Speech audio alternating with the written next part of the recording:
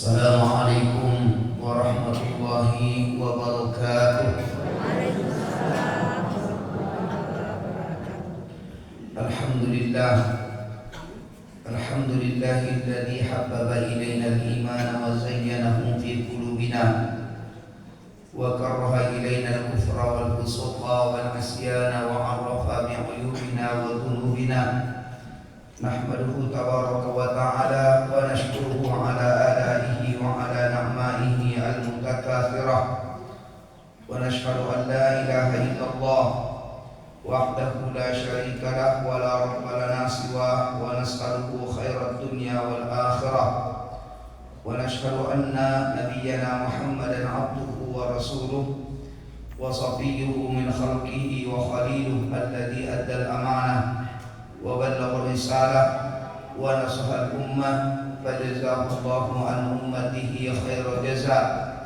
Allahumma salli wa sallim wa barik ala nabiyyina Muhammadin wa ala alihi wa ashabihi wa man tabi'ahum bi ihsanin ila yaumiddin, amma ba'd.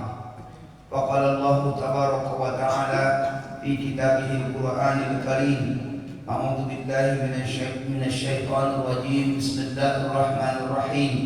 Afaman syaraha Allahu sadrahu lil Islam fahuwa ala nurin min rabbih fawailun lil qasiyati qulubuhum min dzikrillah ulaika fi dhalalin mubin. Allahu nazzala ahsanal hadithi kitaban mutasyabihan mathaniya taqsha'iru min juludil ladina yakhshawna rabbahum thumma talinu juluduhum wa qulubuhum ila dzikrillah.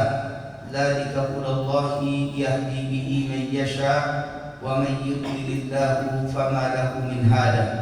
Ma'asyiral muslimin, bapak-bapak dan ibu-ibu, jamaah majelis ilmu yang dimuliakan Allah Subhanahu wa taala. Tak bosan-bosan kita selalu memuji Allah tabaraka wa taala dengan ucapan alhamdulillahi hamdan katsiran thayyiban mubarakan fihi. Segala puji hanya milik-Mu ya Allah yang telah mencurahkan kepada kami nikmat-Mu yang begitu banyak. Semoga nikmat-Mu ini selalu kami manfaatkan kepada hal-hal yang mendatangkan ridha-Mu untuk kami, dan semoga kita dimuliakan oleh Allah dari dunia sampai akhirat nanti dengan berhadirnya kita di tempat majelis ilmu ini dengan melanjutkan kajian kita seputar tentang masalah aqidatut tauhid, yaitu khudh aqidatuka minal kitabi was sunnah. Ambillah akidahmu melalui Al-Quran dan Sunnah.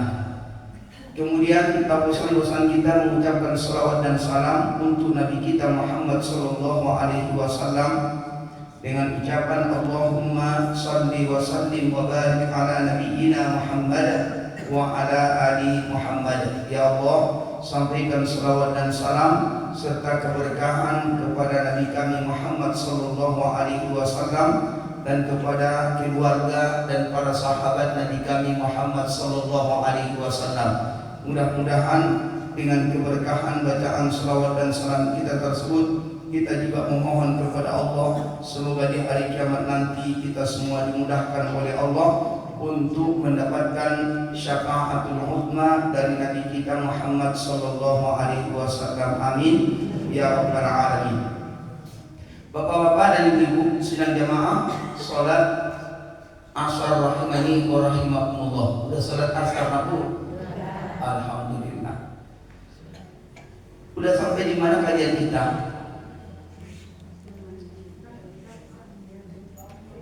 Tentang akidah tauhid.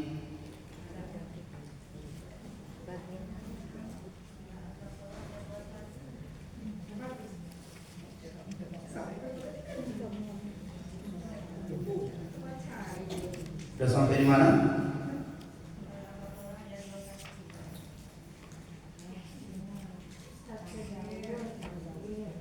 Hah? Catatan ibu.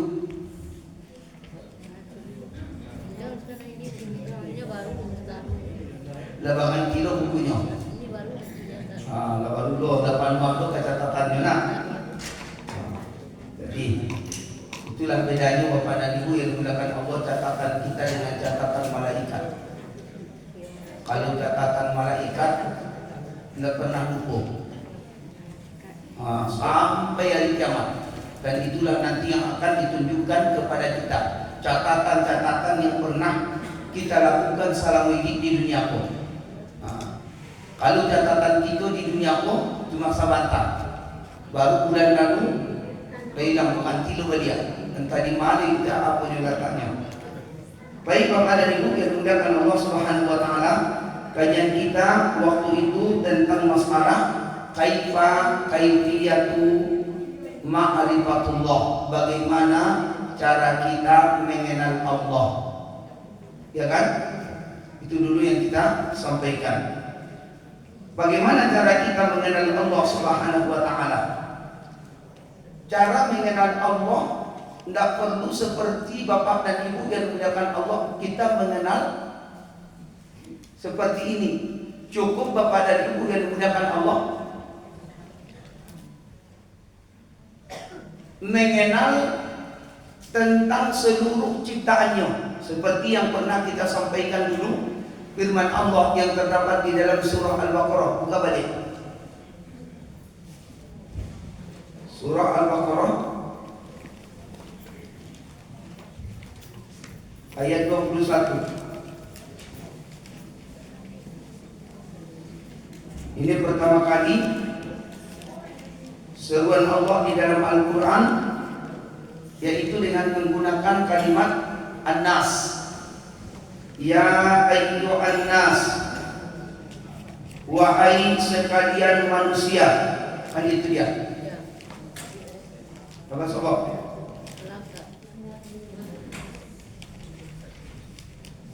Ayatnya ayat 21 sampai ayat 22.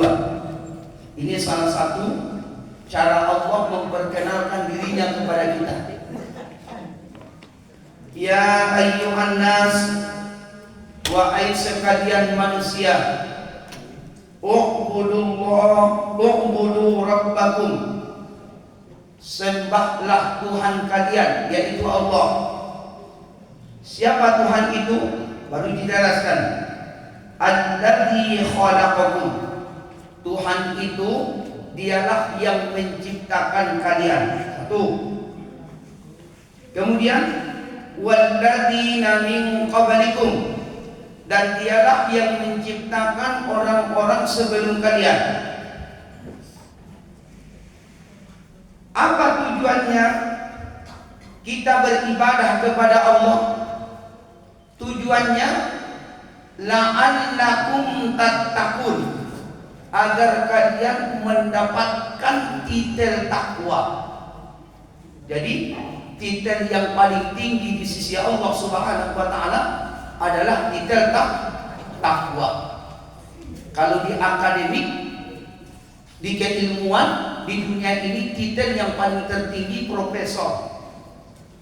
Tapi untuk dunia dan akhirat yang paling tertinggi adalah takwa. Makanya disebutkan oleh Allah dalam Al-Quran, inna akramakum indallahi atqakum, sesungguhnya yang paling mulia di sisi Allah di antara kalian hanya adalah orang-orang yang ada rasa takutnya kepada Allah. Jadi bukan hanya dilihat dari segi akademiknya.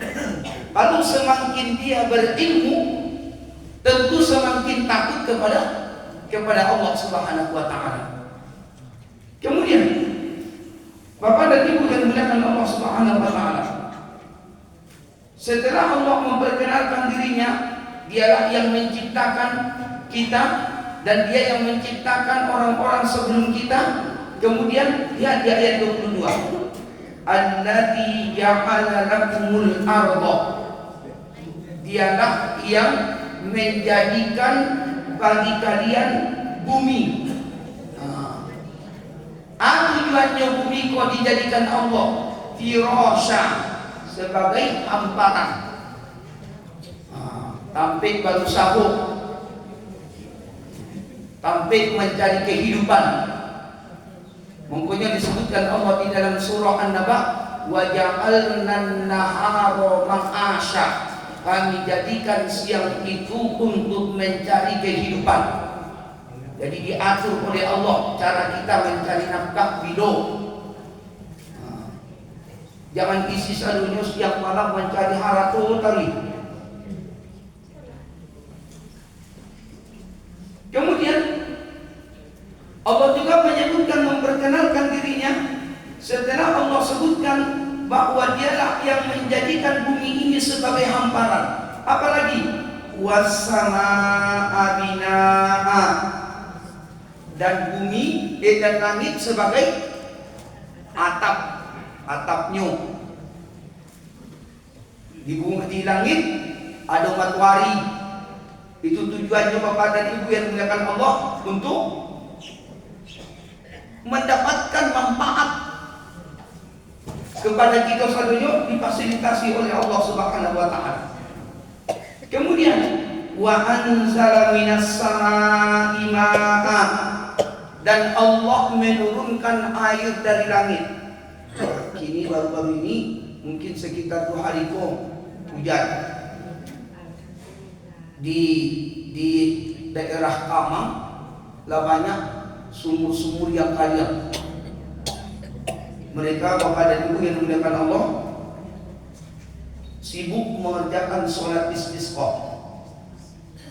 Sudah sepakat, Ambu Batang mulai dari hari Ahad Batang diundang ke daerah Kamangidia untuk sholat istisqa. Ambu yang langsung berkhutbah.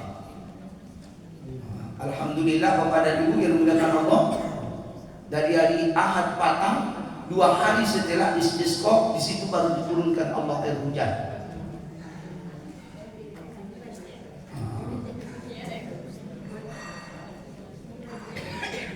Tapi itu semuanya pernah diingatkan oleh Nabi kita Muhammad sallallahu alaihi wasallam yang terdapat di dalam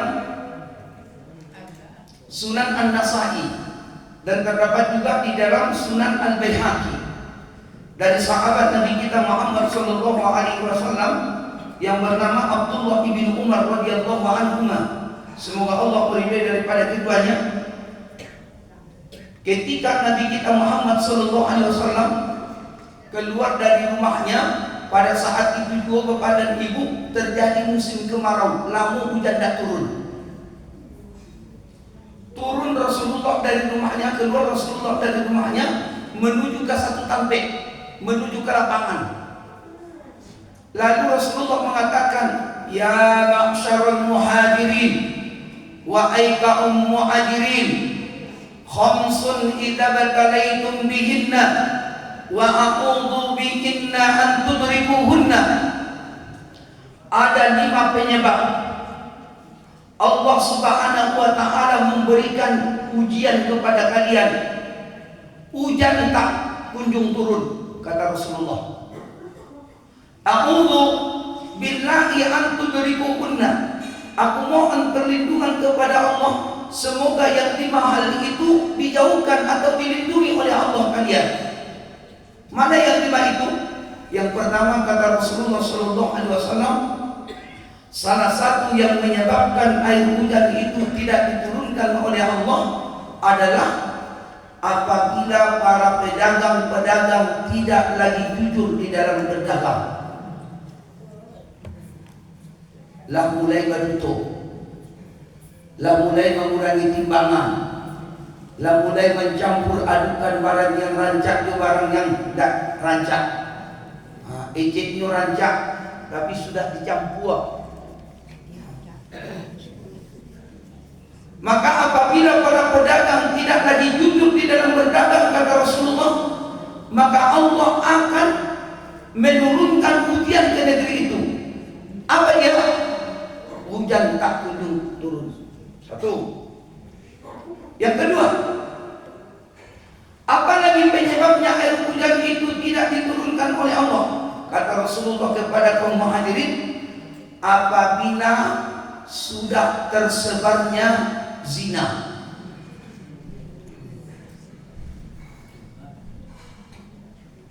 Ya.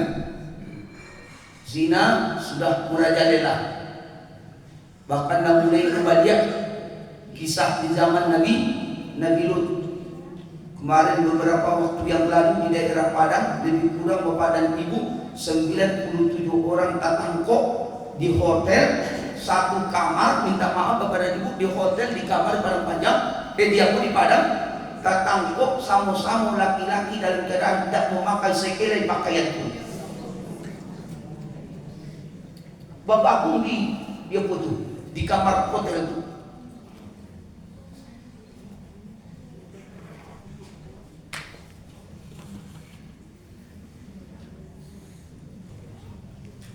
Apabila sudah zina merajalela, kata Rasulullah sallallahu alaihi wasallam, maka Allah akan menahan air hujan tak turun. Dan dua. Yang ketiga, apalagi yang menyebabkan air hujan itu tidak diturunkan oleh Allah? Yang ketiga, bapak dan ibu yang dimuliakan Allah, kata Nabi kita Muhammad sallallahu alaihi wasallam, apabila anak-anak sudah mulai durhaka kepada orang tuanya. Banyak anak-anak durhaka. Kemarin bapak dan ibu di daerah Palembang, ya, kita mungkin disebarkan di media ini bukan hoax, tapi ini adalah kisah nyata bapak dan ibu. Sampai orang anak kandung ibu tu bapak dan ibu yang muliakan Allah menandatangani ibu mereka dibawa ke panti jompo.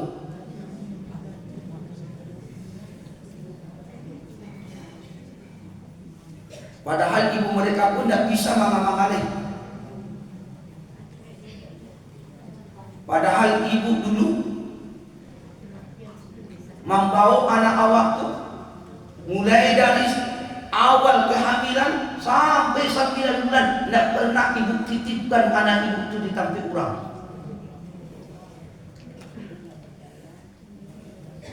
Tapi ketika ibu tidak bisa mengamalkan, sepakat 4 orang anak kandungnya sendiri menandatangani bapak dan ibu supaya dibawa anaknya orang tua yang nyokok ke panti jompo.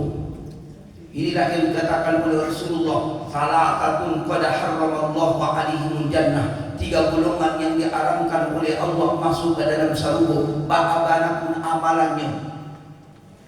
Siapa di antara yang 3 golongan itu? Kata Rasulullah, wal aquli walidayhi, orang yang durhaka kepada orang tuanya.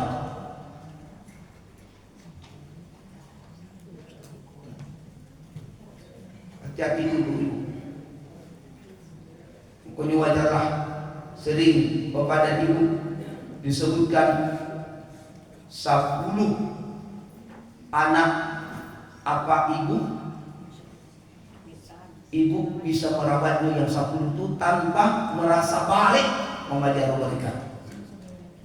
Tapi 10 anak ibu apa belum tentu bapak dan ibu yang dimuliakan Allah. Dari yang 10 orang itu ada yang mau merawat bapak dan ibu kalau dah tua. Kemudian ada istilah bapak dan ibu, kalau orang tua jadi raja, anak ikut jadi raja. Tapi kalau anak jadi raja, kebanyakan orang tua lebih banyak menjadi pembantunya.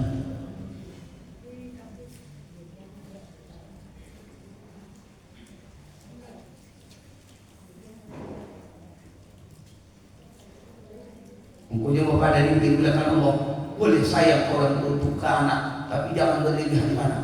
Ahbib habibaka asa'an takuna bagi doka yawmamma wa abgid habibaka asa'an takuna habibaka yawmamma. Cintailah seseorang itu siapapun dia, ya, hanya sekedarnya saja. Boleh jadi orang yang kamu cintai, orang yang kamu sayangi selama ini ternyata itu yang menjadi musuhmu. Bencilah seseorang itu hanya sekedarnya saja, jangan berlebihan. Boleh jadi orang yang kamu benci ternyata itu yang kawan akrabmu. Itu terbukti. Balik. Kemudian itu yang ketiga ya. Yang pertama tadi Pedagang tidak tidur lagi. Apabila pedagang tidak tidur lagi dalam berdagang. Kemudian apabila sudah tersebarnya perzinahan. Yang ketiga, apabila sudah banyak anak-anak yang durhaka kepada orang tuanya. Yang keempat, alih penyebabnya kata Rasulullah Nabi kita Muhammad sallallahu alaihi wasallam, air hujan itu ditahan oleh Allah dan diturunkan oleh Allah ke bumi ini. Yang keempat kata Rasulullah sallallahu alaihi wasallam, penyebabnya apabila seseorang mendapatkan kedudukan, misalkan mau jadi presiden, mau jadi bupati atau gubernur, atau mau jadi kepala desa, atau bahkan jadi pengurus apapun dia, tapi dengan cara kezaliman. Mungkin dia dulu jadi pemimpin cuma nyogok.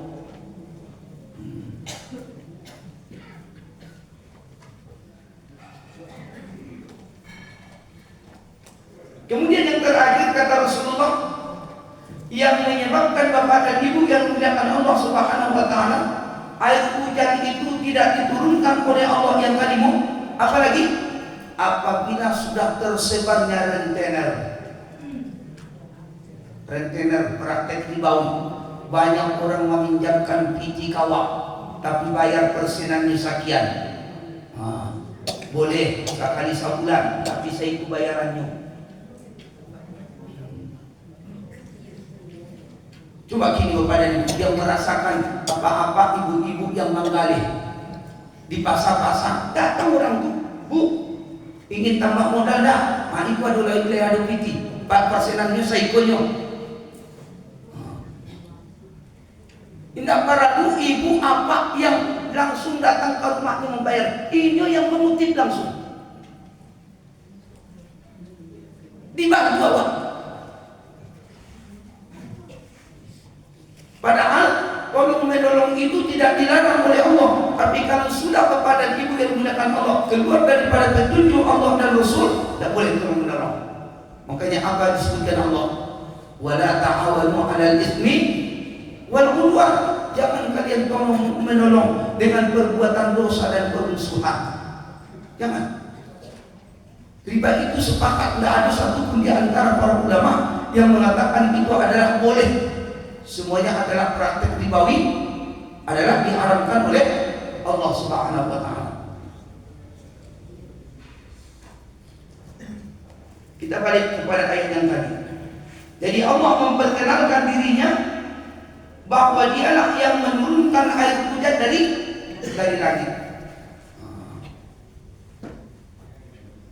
Kemudian fa akhraja bihi minas samarati rizqan lakum. Setelah Allah turunkan air hujan dari langit ke bumi, lalu fa akhraja bihi, Allah mengeluarkan dari bumi itu berbagai macam tumbuh-tumbuhan. Itulah yang kita makan tuh.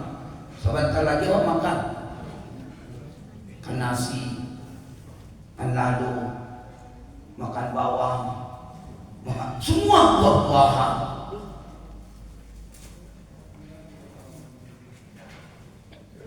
Fa akhraja bihi minat thamarati rizqan lakum. Itu semuanya adalah sebagai rezeki untuk kalian. Disediakan oleh Allah, difasilitasi oleh Allah.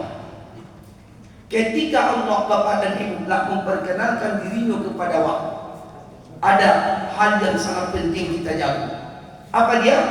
Fala taj'alu lillahi andada. Oleh karena itu, wahai manusia, janganlah kalian mengadakan sekutu-sekutu bagiku. Jangan kalian mensekutukan aku, kata Allah. Jangan kalian membuat kesyirikan kepadaku. Aku tak perlu, nak membutuhkan kesyirikan. Fala taj'alu lillahi andada wa antum ta'lamun. Padahal kalian mengetahui bahaya daripada kesyirikan tersebut. Makanya disebutkan oleh Allah di dalam ayat yang lain. Apa firman Allah Tabaraka wa Ta'ala? A'udzu billahi minasyaitonir rajim. Bismillahirrahmanirrahim. Coba Bapak dan Ibu kita buka di dalam Al-Quran surah An-Nisa. Ada kalimatnya, la in asyrakta la yahbatanna amaluka wa la takunanna minal khasirin. Jika engkau melakukan sekutu bagi Allah, jika engkau melakukan kesyirikan kepada Allah, la yahbatanna amaluka, sungguh Allah menghapuskan seluruh pahala amal-amal solehmu. Wa la takunanna minal khasirin, sungguh termasuklah engkau orang-orang yang merugi. Aku mau jawab ini di dunia boleh.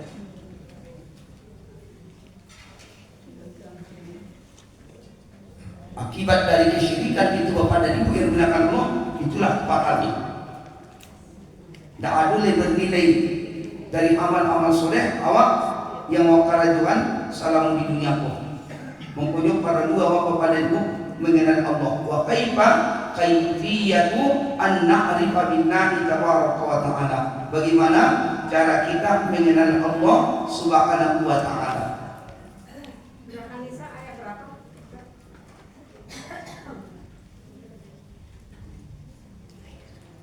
Surah An-Nisa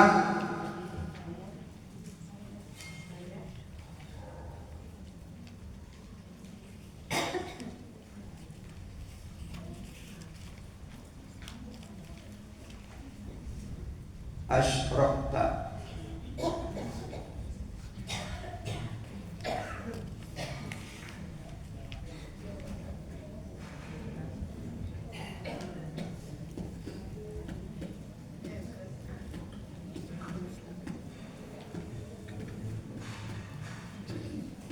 Nah ini ayat Ustaz minta maaf ibu-ibu. Surah Az-Zumar bukan An-Nisa. Surah Az-Zumar, surah yang ke-39. Surah yang ke-39 ayat 65. Surah yang ke-39 ayat 65.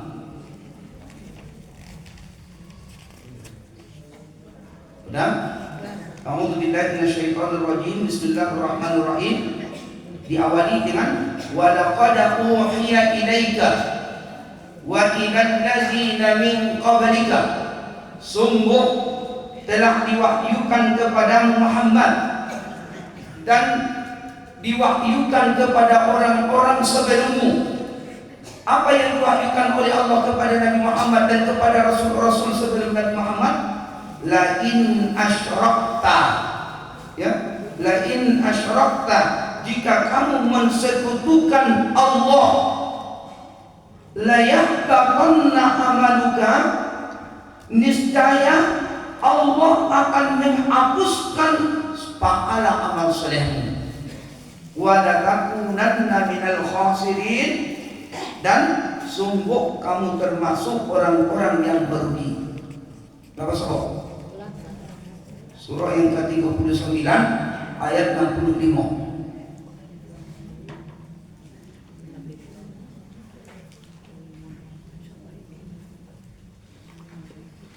Wa laqad uhiya ilaika wa ilal ladzina min qablika la in asyrakta la yahbatanna amaluka wa la takunanna minal khasirin. Pokoknya para dua pada ibu yang dimuliakan Allah Subhanahu wa taala, kita memperdalami akidatut tauhid karena banyak sebab-sebab seseorang yang bisa terjerumus kepada kesyirikan. Bukan hanya pai ke kuburan meminta-minta, bukan hanya sekedar menyembah patung, tapi banyak Bapak dan Ibu yang dimuliakan Allah yang menyebabkan seseorang itu terjerumus kepada kesyirikan. Contoh, sering kamu sampaikan ini di kajian. Siapa saja yang mengatakan dia bisa membangun rumah atau dia bisa membeli oto karena dia usahanya, atau karena dia jerih payahnya mencari harta, karena dia itu, maka dia sudah menduakan Allah. Saya ulang balik. siapa yang berkeyakinan bahwa karena usahanya lah dia bisa membangun rumah, dia bisa membeli kendaraan, dan dia bisa membeli apa yang dia inginkan, maka Bapak dan Ibu yang dimuliakan Allah, itu salah satu penyebabnya seseorang terjerumus kepada kesyirikan.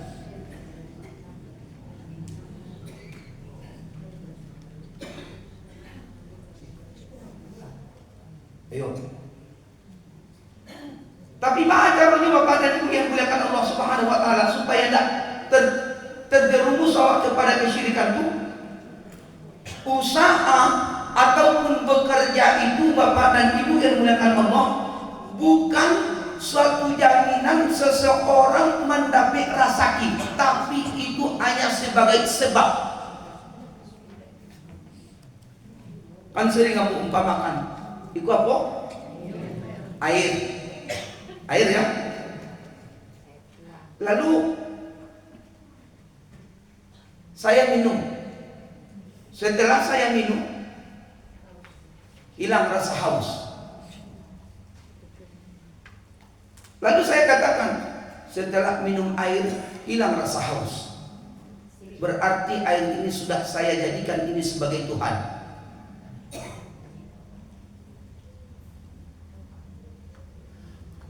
Bukankah air ini adalah Allah yang menjadikan?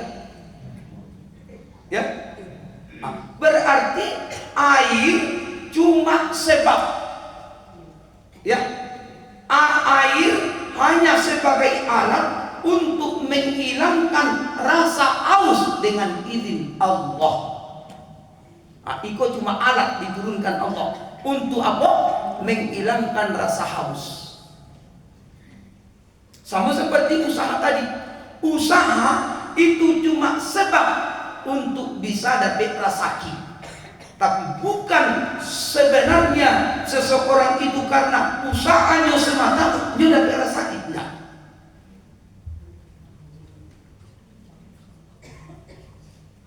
Dia paham Pak? Ibu-ibu boleh mengerti?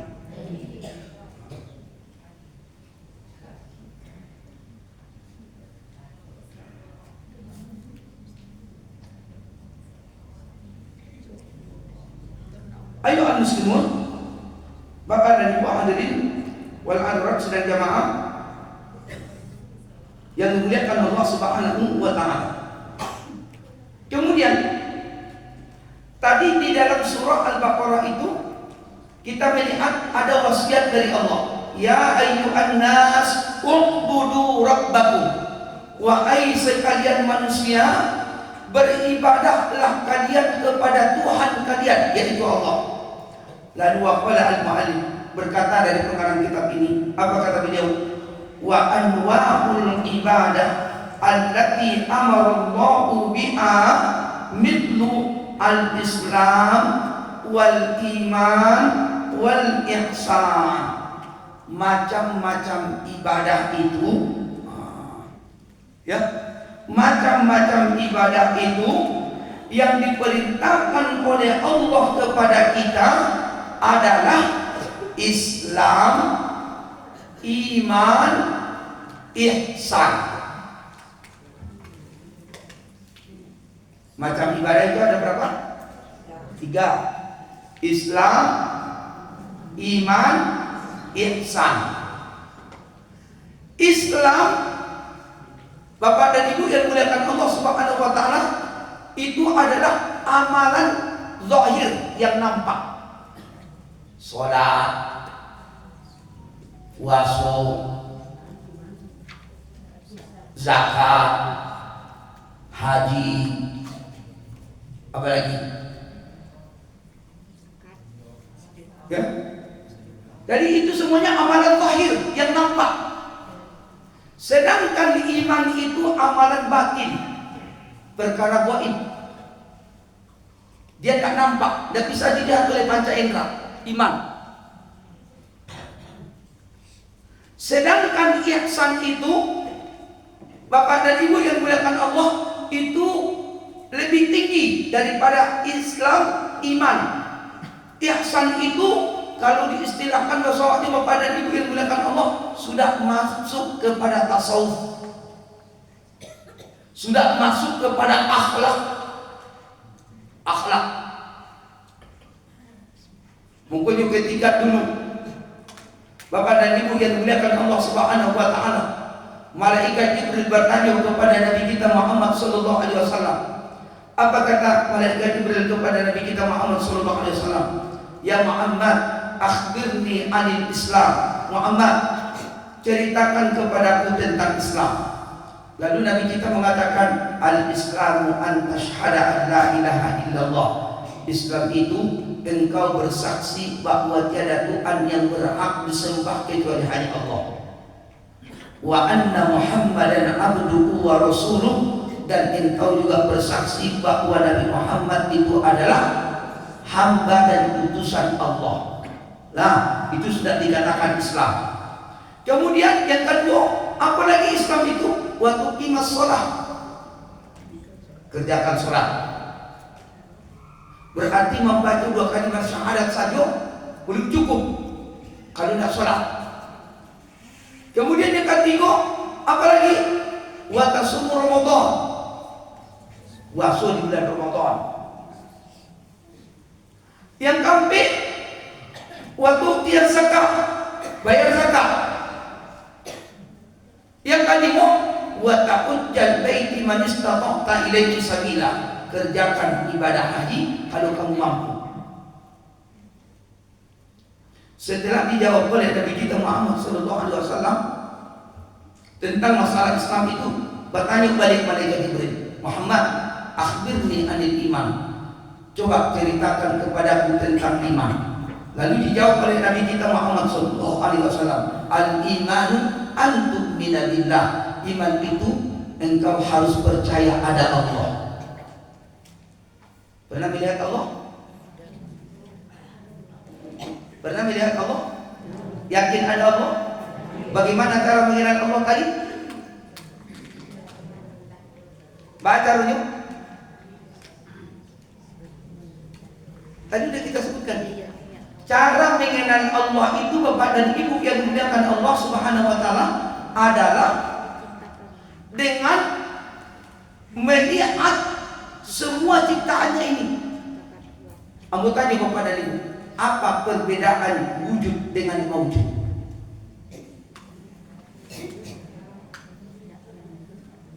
Apa artinya perbedaan wujud dengan maujud?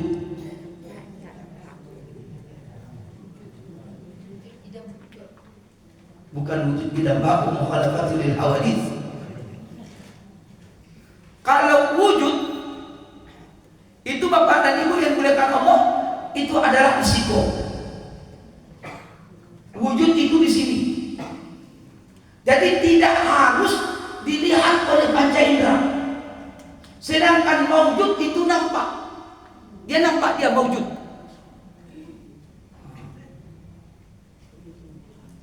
Makanya ketika dikatakan Allahu maujudun, zat wajibal wujud. Ya, Allah itu adalah zat wajib mempunyai ada zat. Wajib. Bagaimana cara mengenalnya? Hanya dengan melalui pikiran kita. Itulah kalau ingat Bapak dan Ibu dulu ketika Zaid al-Yamani, beliau pernah ditanya oleh sahabat dekat beliau, sudah pernah kita sampaikan bulan lalu. Apa kata sahabat Zaid al-Yamani? Ya Zaid, hal ra'aita rabbuk? Pernahkah engkau melihat Allah? Kata sahabat Zaid al-Yamani. Lalu dijawab oleh Zaid, wa kaifa a'budu ma la arahu? Bagaimana mungkin aku mau beribadah kalau Allah itu tidak bisa kulihat? Tercengang sahabat Zaid al-Yamani. Akhirnya bertanya kepada sahabat Zaid al-Yamani, wa kaifa tarahu ya Zaid? Bagaimana cara engkau melihat Allah itu hai Zaid? Lalu dijawab oleh Zaid al-Yamani, Allahu la yarahu bil uyun. Allah itu tidak bisa dilihat dengan panca indera. Tidak bisa.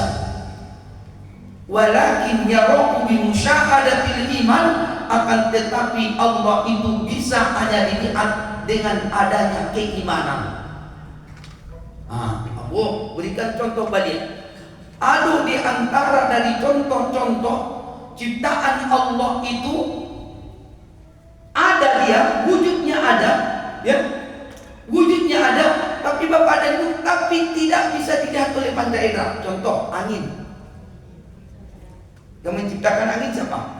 Allah. Pernah melihat angin? Belum pernah. Sejarah Bapak dan Ibu sampai hari ini di seluruh dunia, ya, yang bisa berhasil membuat bagaimana bentuknya angin belum ada. Tapi yakin ada angin? Itu baru ciptaan Allah. Bagaimana dengan Allah?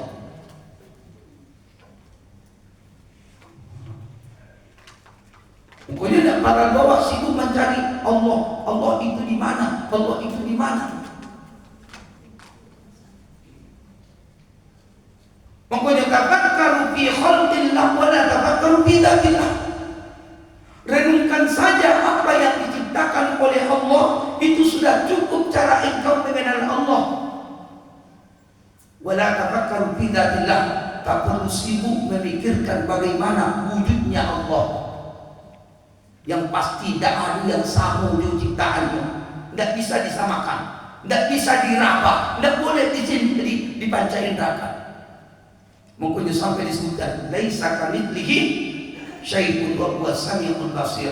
Tidak ada yang sama Allah itu dengan sesuatu apapun, tidak ada yang bisa disamakan.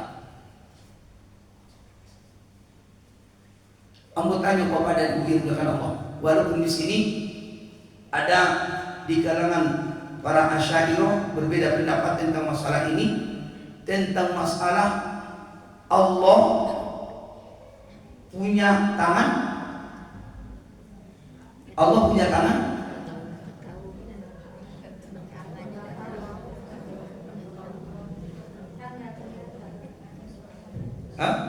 Dalam Al-Quran ada disebutkan oleh Allah, yadullahi fawqa aydihim, tangan Allah. Kok ibu-ibu mengejek tidak punya tangan? Kemudian, apakah Allah punya wajah?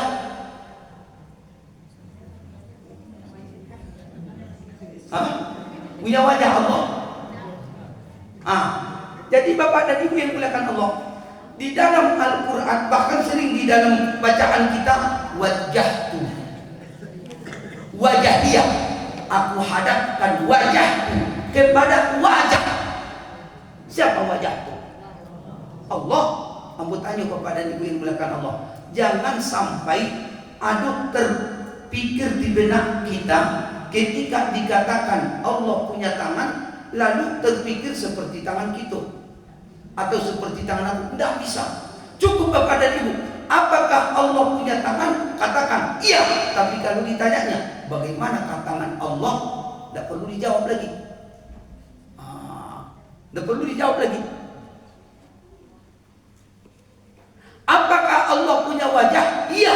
Bagaimana wajahnya Allah? Tak perlu jawab lagi. As-su'alu anhu ma'lumun. Bertanya tentang apakah Allah punya wajah, apakah Allah punya tangan, itu dimaklumi. Boleh. Tapi kalau nyoba tanya bagaimana wajahnya Allah, bagaimana tangannya Allah, bagaimana jari telunjuknya Allah, kalau sudah sampai di situ pertanyaannya, as-su'alu anhu bid'atun. Bertanya tentang bagaimana wajahnya Allah, bagaimana tangannya Allah, bagaimana jarinya Allah, itu mengada-ngadakan di dalam Islam, tidak boleh ditanya. Tapi di kalangan Asy'ariyah tetap mengatakan untuk lebih selamanya, ya. Misalkan tadi, yadullahi fawqa aydihim, tangan Allah di atas tangan mereka. Tangan itu diartikan kepada kekuasaan. Kekuasaan Allah di atas daripada kekuasaan makhluk-makhluknya. Itu seputar tentang masalah Allah tabaraka wa ta'ala. Kemudian ma'asyiral muslimin, Bapak dan Ibu yang dimuliakan Allah Subhanahu wa ta'ala, kita lihat wa anwa'ul ibadah allati amara Allah biha, macam-macam ibadah itu yang diperintahkan oleh Allah tabaraka wa ta'ala kepada kita, Mithlun seperti al-Islam, Islam. Berapa rukun Islam tadi? 5. Sudah kita sebutkan. Wal iman. Itu tadi ditanya mereka Jibril, ya Muhammad, akhbirni anil iman. Wahai Muhammad, tolong ceritakan kepadaku tentang iman. Dijawab oleh Nabi kita, al imanu an tu'mina billah. Engkau harus percaya kepada Allah. Wa malaikatihi, engkau percaya kepada malaikat. Wa kutubihi, engkau harus percaya kepada kitabnya. Wa rusulihi, engkau harus percaya kepada rasul-rasulnya. Kemudian yang kelima, wa bil yaumil akhir, engkau harus percaya kepada hari akhir. Yang keenam, wa tu'mina bil qadari khairihi wa syarrihi minallahi tabaraka wa ta'ala. Engkau harus percaya kepada qadar baik dan buruk yang datang dari Allah Subhanahu wa ta'ala. Nah, rukun iman itu yang kita yakini selama kau. Kemudian bertanya balik malaikat Jibril, ya Muhammad, akhbirni anil ihsan. Muhammad, tolong ceritakan kepadaku ihsan itu apa? Dijawab oleh Nabi kita, al ihsanu an ta'budallah ka'annaka tarahu fa in lam takun tarahu fa innahu yaraka. Inilah derajat yang paling tertinggi. Ihsan itu adalah engkau beribadah kepada Allah seolah-olah engkau sudah melihat Allah. Engkau beribadah kepada Allah seolah-olah engkau melihat Allah. Fa in lam takun tarahu, jika engkau tak mampu melihat Allah, tidak bisa panca indera kita mencari Allah, maka fa innahu yaraka, sesungguhnya Allah pasti melihatmu.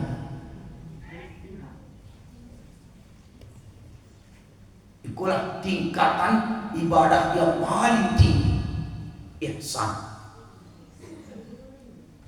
Kalau bapak dan ibu ya tapi bawa dosa di depan orang ramai, kan banyak orang tuh kalau bawa dosa di depan orang ramai malu bananya, tapi kalau bawa dosa di katikunya seorang tidak ada rasa malunya.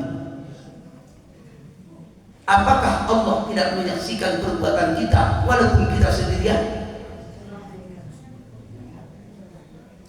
Adakah tempat yang tidak diketahui oleh Allah? Tidak ada.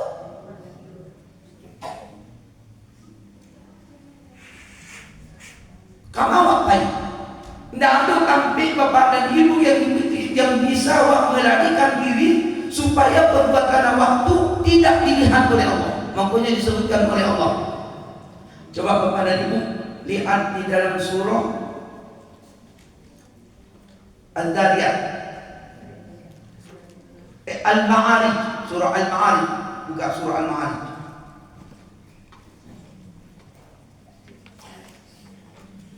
Yang berapa itu, Ustaz? Surah Al-Ma'arij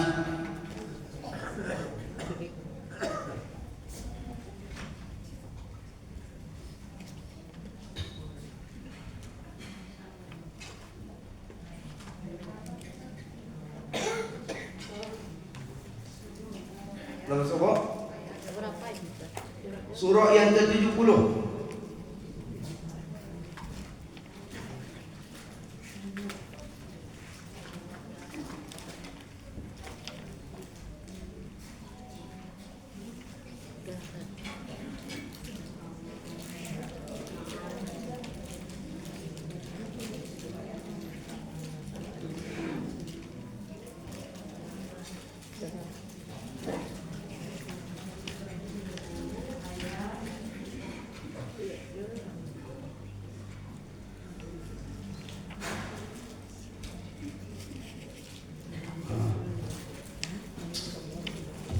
Ulang bawa pada itu. Surah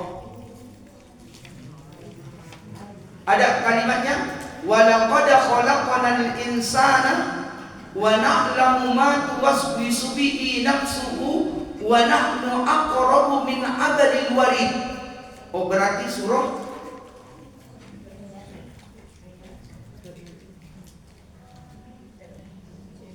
Qaf. Coba lihat surah Qaf.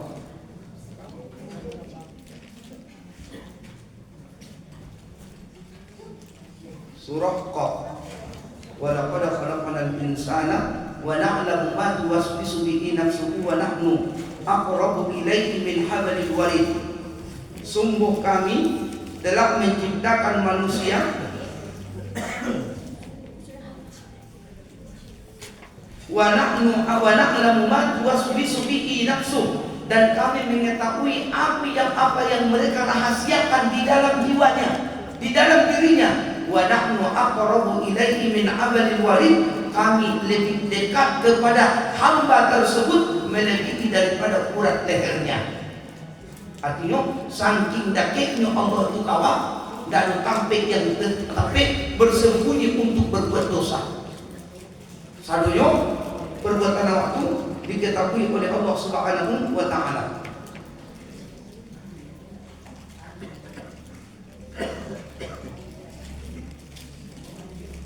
Surah Qaf tadi apa sebab?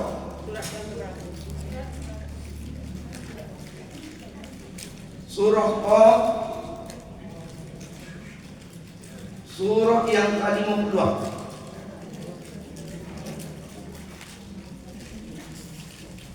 Ayat yang balik.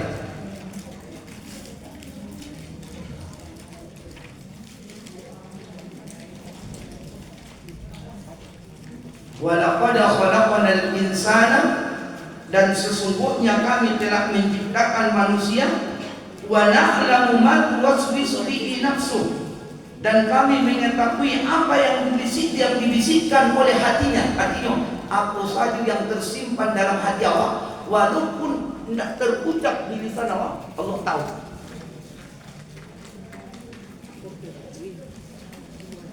Wa nahnu aqrabu ilaihi min hablil warid, dan kami lebih dekat kepada hamba kami daripada urat lehernya. Di mana urat leher awak?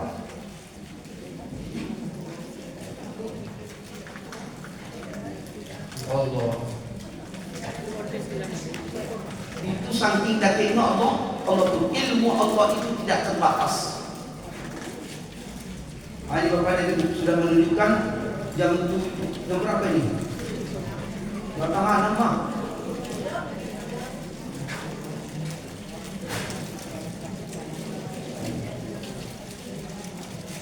Kemudian ittiyatalaqqal mutalaqqiyani 'anil yamini wa 'anil shimali qa'ida. Ayat yang ke-7 balik. Ketika dua orang malaikat mencatat amal perbuatannya, seorang duduk di sebelah kanannya dan yang seorang lagi duduk di sebelah kirinya.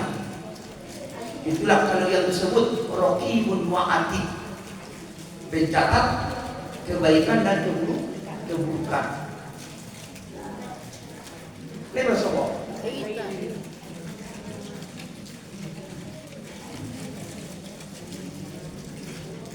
Atur dulu Bapak dan Ibu yang dimuliakan Allah Subhanahu wa taala.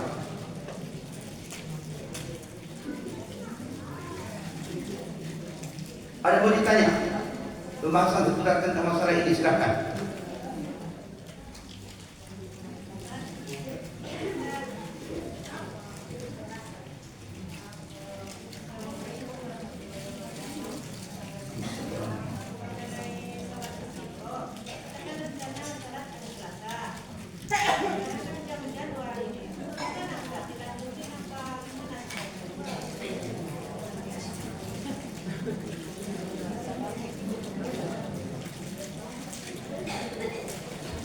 Ada rencana ingin mau sholat istisqa, dan misalkan hari Selasa Miswa, ini baru hari Ahad, berarti 2 hari lagi, tiba-tiba lah turun hujan. Apakah kita masih tetap dianjurkan untuk mengerjakan sholat sunnah istisqa? Itu kesepakatan awak. Kalau memang masih membutuhkan air hujan, karajuan, tidak masalah. Tidak masalah dong. Jadi mengerjakan sholat istisqa itu Bapak dan Ibu yang dimuliakan Allah, bukan mentang-mentang lah turun hujan lalu tidak ridho, tetap karajuan. Lalu nanti Bapak dan Ibu yang dimuliakan Allah Subhanahu wa taala, itu kan bagi orang yang belum pernah mengerjakan sholat istisqa akan menjadi ada pengalaman dia, seumur ini ambuh baru sekali kok mengerjakan sholat istisqa. Seperti guru punya sholat istisqa. Tak pernah ibu sholat istisqa? Belum. Sholat istisqa-nya itu sama seperti sholat sunnah Idul Fitri. Ya, sama sholat sunnah Idul Fitri. Cuma bedanya niatnya. Usolli sunnatal istisqa. Ya, kalau dilepaskan, tapi sebenarnya wajibnya niat di dalam hati ya. Usolli sunnatal istisqa rak'ataini ma'muman lillahi ta'ala, atau usolli sunnatal istisqa rak'ataini mustaqbilal qiblati ma'muman lillahi ta'ala. Kalau dia makmum, kalau dia imam, usolli sunnatal istisqa rak'ataini mustaqbilal qiblati imaman lillahi ta'ala. Kalau diartikan maksudnya, sengaja aku sholat sunnah istisqa 2 rakaat menghadap kiblat mengikut imam karena Allah Ta'ala. Bolehkah sholat istisqa seorang? Boleh. Tapi yang lebih jumhurul ulama, mayoritas di kalangan para ulama mengatakan istisqa itu adalah di lapangan dengan berjamaah. Kemudian nanti ketika sudah takbiratul ihram, Allahu Akbar, imam nanti takbir balik sebanyak 7 kali. Allahu Akbar, awak pun takbir juga, Allahu Akbar, sampai 7 kali. Kalau dihitung dengan takbiratul ihramnya 8 kali berarti satunya. 8 kali baru si imam ini membaca surah Al-Fatihah. Rakaat bacaannya terserah. Bacaan sesudah Al-Fatihah boleh surah Al-A'la, Sabbih isma rabbikal a'la, atau boleh surah Nuh. Ya. Di dalam rakaat yang kedua sesudah Al-Fatihah boleh membaca surah Al-Ghasyiyah, Al-Ataka Hadithul Ghasyiyah. Di rakaat yang kedua itu nanti Bapak dan Ibu, imam takbir 5 kali. 5 kali takbirnya. Allahu Akbar, awak pun takbir, Allahu Akbar, Allahu Akbar, sampai 5 kali. Baru imam nanti baca surah Al-Fatihah, kemudian membaca surah yang lain. Kemudian sesudah itu Bapak dan Ibu selesai salam, baru imam nanti naik di atas mimbar berkhutbah. Dia berkhutbah, mengarahkan kepada seluruh jamaah, menyampaikan kepada jamaah, Istaghfiru rabbakum, Istaghfiru rabbakum, Istaghfiru rabbakum. Saudara-saudaraku, bapak-bapak dan ibu-ibu, jamaah salat sunnah istisqa yang dimuliakan Allah, memohon ampun kita semua kepada Allah. Mohon ampun kita semua kepada Allah.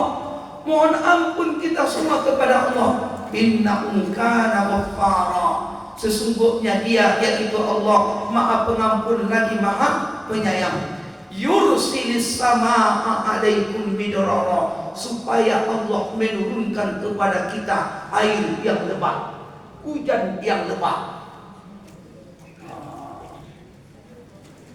Itu apanya? Nanti pembukaan disampaikan oleh khatib. Kemudian nanti Bapak dan Ibu yang dimuliakan Allah, setelah si khatib itu sudah menyampaikan wasiat-wasiatnya kepada jamaah, tidak perlu lama-lama khutbahnya tuh, ya 10 menit sudah. Kemudian nanti ketika pada saat berdoa, awakku sebelumnya Bapak dan Ibu, ketika menuju ke lapangan, jadi ingat, sholat istisqa bukan di masjid ya, tapi di lapangan. Sholat istisqa bukan di masjid, tapi di lapangan. Tidak dianjurkan awak memakai pakaian yang baru-baru. Tidak dianjurkan awak memakai pakaian yang baru-baru, tapi sederhana saja. Sederhana. Yang penting tertutup sempurna aurat awak sesuai dengan Islam, syariat Islam. Kemudian nanti Bapak dan Ibu yang dimuliakan Allah, di ketika sebelum sholat Idul Adha, sholat istisqa itu disunahkan awak bersedekah dulu, kumpulkan sedekah. Ajak kepada fakir miskin, khusus ke fakir miskin, ajak kepada anak-anak yatim. Berapa yang terkumpul? Kemudian setelah itu Bapak dan Ibu yang dimuliakan Allah, kalau awak misalkan awak ada bawa namanya tu, kalau awak serban, tadi seperti cara ambo memakainya, boleh seperti ini, tukar posisinya, balik, menunjukkan kenapa ini dibalik, menunjukkan betapa hinanya kita di hadapan Allah, betapa kita berhajatnya kepada Allah. Aturannya seperti ini, kita buat seperti ambo tadi kan, segitiga, ambo putan, boleh seperti ini. Kalau yang pakai peci, balik pecinya.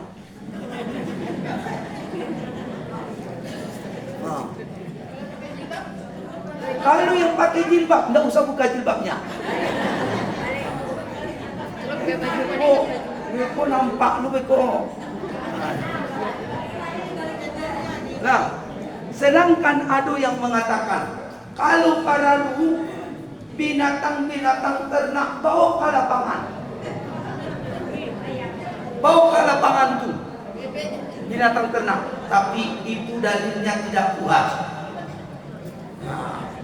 Mama ada binatang ternak tuh dibawa sholat.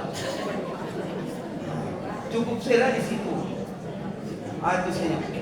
Ya Bu ya. Ada deh.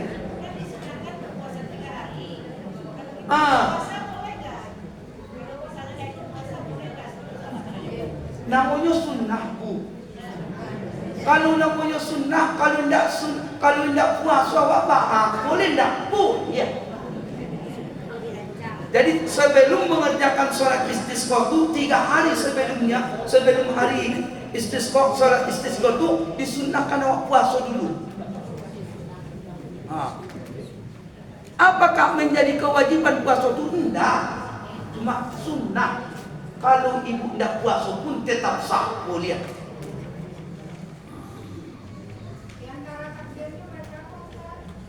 Di antara takbirnya ada yang baca subhanallah walhamdulillah wala ilaha illallah wallahu akbar. Tapi itu selalunya tuh. Cuma karena dia tak pernah wakarajuan, wajar bertanya. Ada yang bertanya, silakan. Anakku anak yatim, tapi nolak DP mama baru. Dan kalau anak yatim kan, Apa Bu? mama baru, Tidak bentar Bu. Apa Bu? kalau anakku misalnya tidak ada mama aku, ya, aku berhenti ya mama baru. Atau ngomong anak orang tidak juga cuy. Anakku, mamanya tidak ada lagi. Bedakan ibu-ibu apa tentang masalah yatim. Yang yatim itu kalau dikatakan yatim adalah seseorang yang tidak ada ayahnya. Ya, yang tidak ada ayahnya itu yatim. Kalau dia seseorang yang tidak ada ibunya, jadi lebih diutamakan di dalam Islam itu seseorang yang tidak ada ayahnya, itu diutamakan. Walaupun ada diistilahkan yatim piatu.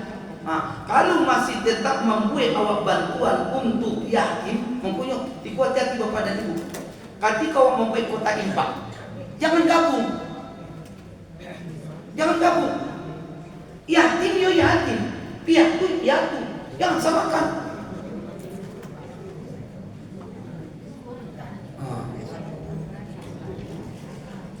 Ada kan sebagian tempat itu yatimnya ketika pembagian sama ratu. Nah itu jodoh ini namanya itu. Berarti awak tidak adil. Bolehkah bapak dan ibu yang dimuliakan Allah, anak itu dibantu dengan wafatnya ibunya? Boleh apabila masuk dia mungkin ke kategori miskin. Bukan keyatimnya lagi, karena keyatim itu dikategorikan ke ayahnya yang meninggal, karena yang tanggung jawab itu memberikan nafkah itu ayah. Kini ayah tidak boleh. Tapi Ustaz, Nah, tapi kadang-kadang Ustaz lebih parah anak kematian yang meninggal ibunya daripada ayah. kalau seandainya itu pun terjadi, kematian ibu kadang-kadang lebih parah daripada kematian ayah. Ya, walaupun itu mungkin keadaannya terjadi, tapi buat tidak usah kategorikan kepada yatim, tapi mungkin masukkan kepada kategori miskin, bisa. Ya, miskin.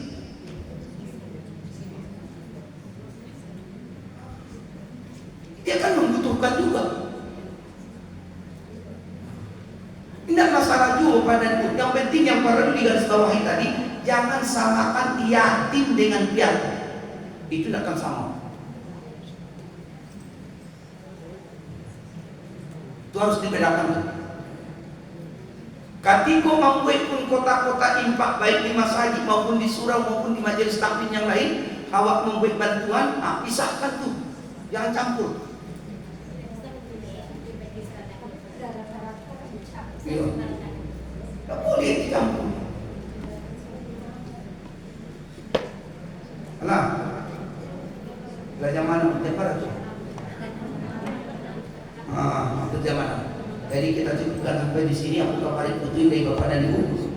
Jadi minta maaf, kurang lebihnya minta terakhir.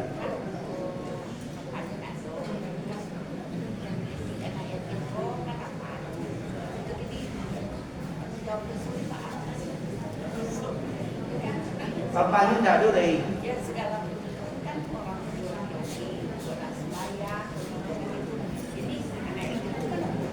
Iya. Tanggung jawabnya apabila seseorang anakku lah meninggal orang tuanya, itu tanggung jawabnya adalah keluarga dari ayahnya. Itu lebih dakik. Itu lebih dakik. Terkecuali nanti tidak ada keluarga dari ayahnya, baru keluarga dari ibunya. Tidak ada lagi keluarga dari ibunya, baru awak sama-sama kaum muslimin. Lah, kali tak pada ibu. Jadi minta maaf kepada ibu yang dilakukan Allah. Kita cukupkan sampai di sini, mudah-mudahan bermanfaat. Anallahu wa iyyakum sallallahu ala nabiyyina Muhammadin wa ala alihi washabbihi ajma'in.